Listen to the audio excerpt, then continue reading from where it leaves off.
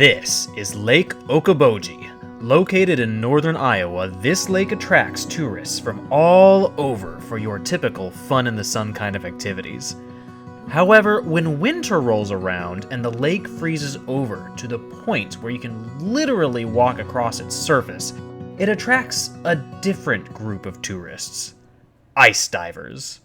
And, well, technically ice fishers too, but this video isn't about them. Sorry. Ice divers from all over congregate here to participate in the Ice Hole Festival.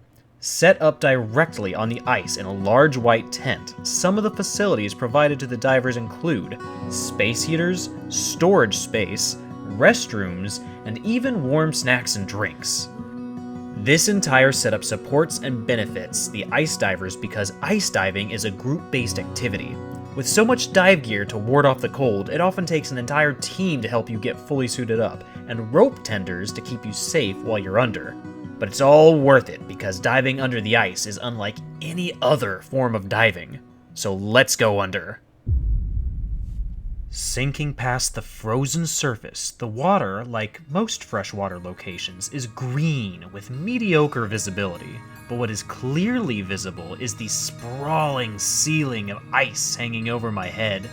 It reaches out in every direction and is littered with pockets of air unable to escape the lake. And of course, I can't resist playing with them. And neither can my dive buddy. However, as we're playing around with the air pockets, I notice something is off with my fin and realize it's almost entirely come off. I lose control of my orientation, and as I attempt to place my fin back on my foot, I sink to the bottom of the lake and crash into the muddy bottom. Fortunately, it's an easy fix. I simply slide my fin back on, tighten the strap, and with a sideways roll I'm back to proper trim and orientation, and able to rejoin my buddy who was patiently waiting for me nearby. Moving on from my visit to the murky bottom, my dive buddy and I reach a decent spot of ice where we try our hand at a classic ice diving trick, standing on the underside of the ice. In theory, it's a simple trick. You flip yourself upside down, let all of the air in your dry suit rise to your feet, and then stand on the ice. On his first try, my buddy is able to swim over and do the standing trick without a hitch, and it looks even better when you see the video flip. It's like he's actually standing underwater. Meanwhile, my attempt takes a little bit more effort. I have to push off the ice and bounce on my knees as I try and get the positioning just right. But eventually, I get it and I'm able to stand on the ice myself. And again, it looks even better when you flip the video. Like I said, it's like I'm actually standing underwater.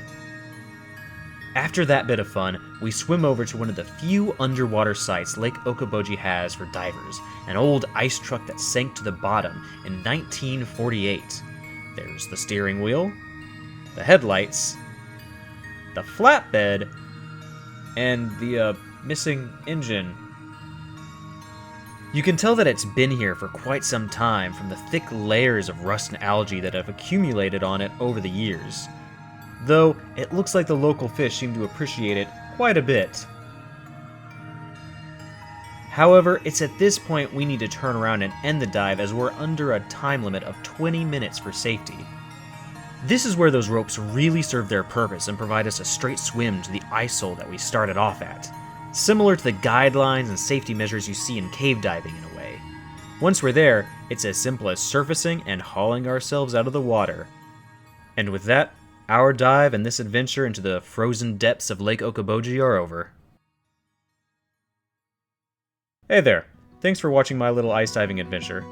If you enjoyed this video, be sure to give it a like, leave a comment, subscribe, and hit that bell for notifications. It helps the channel and gives me more opportunities to share more adventures. Until then, be sure to have some adventures yourself, and I'll see you on the next one.